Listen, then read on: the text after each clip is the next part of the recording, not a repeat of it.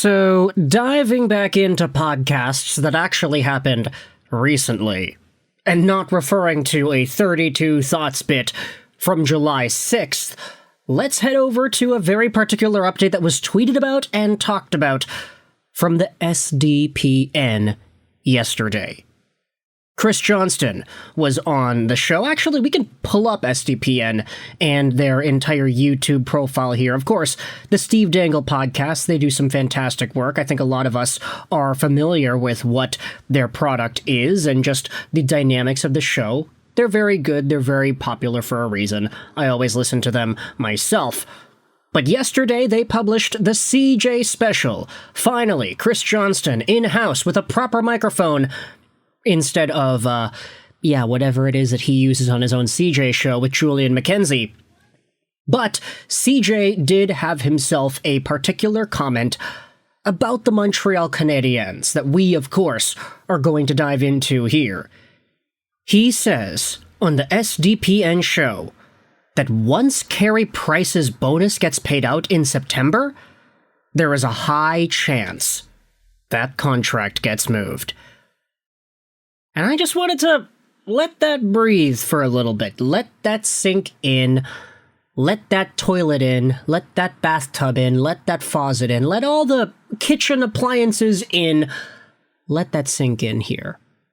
Once Carey Price's bonus gets paid out in September, there is a high chance that Montreal moves him.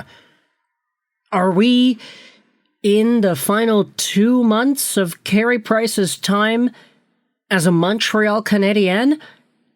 Now, one of the replies goes out there and says, how does Carey Price have a bonus in September? And a reply from James goes out there and says, you can change the time of the bonus payment. It doesn't have to be July 1st. Most of them just are. Toronto has used bonuses being paid to third goalies and depth players in the first week of the season to get people to clear waivers because teams didn't want to claim them and have to pay the bonus right after. Obviously, that's not the reason for Price having his in September, but just an example of bonuses not being on July 1st. So for whatever reason, the Montreal Canadiens have Carey Price's bonus paid out to him in September rather than a few days ago on July 1st. Whether that is for whatever reason, we don't really know at the moment, but for now, this seems to be the case here. Once that bonus is paid out, which, by the way, I think we are kind of agreeing here. I think it was talked about somewhere else that Carey Price's bonuses won't actually be paid out by the team itself, Montreal, but I think there's some sort of insurance that kicks in because Carey Price hasn't played a hockey game in a long time and he's essentially retired. But of course, he is on the books for $10.5 million a year. I mean, he's not going to go out there and say, yeah, sorry, I don't want that money.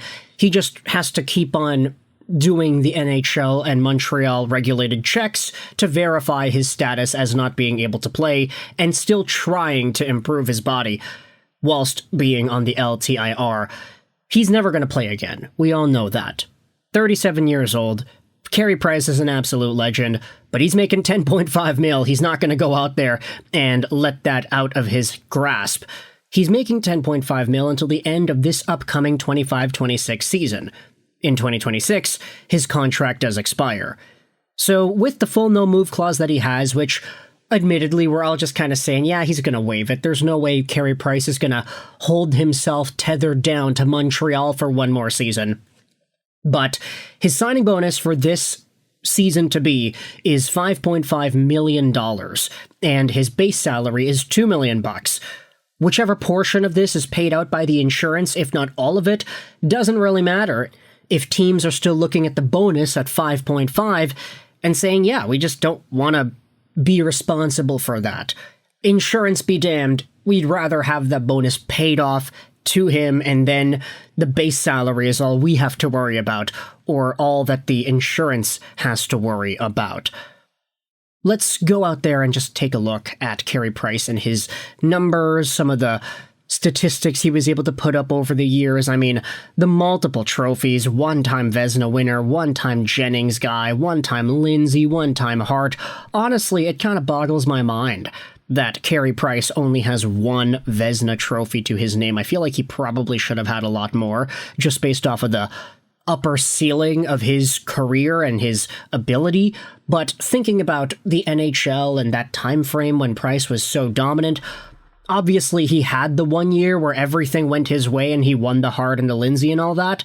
But in all these other years too, I mean, you had so many good goalies defining the 2010s, from Hank to Quick, Carey Price, of course, and then even the guys that you could debate were one-offs, like Braden Holtby, Marc-Andre Fleury for a brief period towards the end of his Pittsburgh and Vegas days. There were a number of guys who were so good in this time frame, but you could argue that Carey Price, at their best, was the best of them all.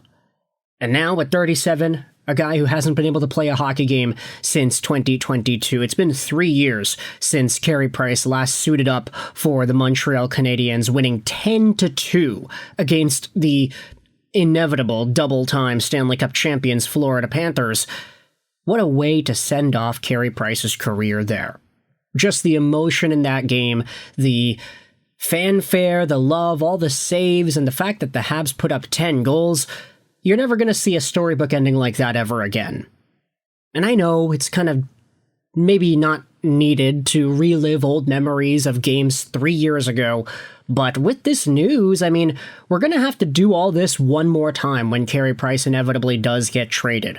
We have a lot of fans on the Our Habs subreddit going out there and speculating what teams that may be that Price ends up going to. Like, oh yeah, he's a San Jose Sharks legend, Carey Price. The future is teal over here. So, of course, we will do this entire song and dance when the Price contract inevitably gets traded, whether it is to San Jose or somewhere else. But it is also a good reminder for Canadiens fans just what Carey Price was for the Habs. A reply here from O'Reevy says, "Crazy, we're getting sentimental for a $10.5 million contract. But I feel like this would finalize the grieving process of losing Price to injury. We could have won a cup or two with prime Price on this current team." Well, you know what? I'm not going to disagree necessarily. Like, I don't want to say the Habs are like cup favorites if they have 2016 Carey Price added onto their squad right now, but they would be in a much better spot. Of course, no disrespect to Sammy Montembeault. I know this would be to get out from under the contract, but sentimental me would hate to see his contract get traded. The rational part of me is very aware that this would be just a paper transaction, and it wouldn't mean anything, and would, in fact, free up needed cap space, but the insane sentimental part of me is like, no, I don't want to see San Jose Sharks legend Carey Price jokes. You know, everybody already says the same thing about Martin Brodeur and the Blues. So, yeah, it kind of sucks, but I get it. For context, Guy Lafleur was a Ranger in the Nordique. Still sucked, but we remember him as a Hab. It's not nearly the same thing, Rhett Technograde says. Lafleur actually played for those teams. That won't happen with Carey Price and whatever team his contract gets moved to. They only get the contract. Price will still have played his entire career in Montreal. It changes absolutely nothing about his legacy. They can sign him to a one-day contract, and he can officially retire as a Hab when the contract ends too. So, with all that in mind, I want you to let me know your thoughts in the comment section below. How do you feel about Chris Johnston's update here, that once Carey Price's contract bonus gets paid out in September, there is a high chance that the contract gets moved. We are witnessing the endgame here, folks. Somebody call up Bruce Banner for time travel, because Carey Price is no longer in the building.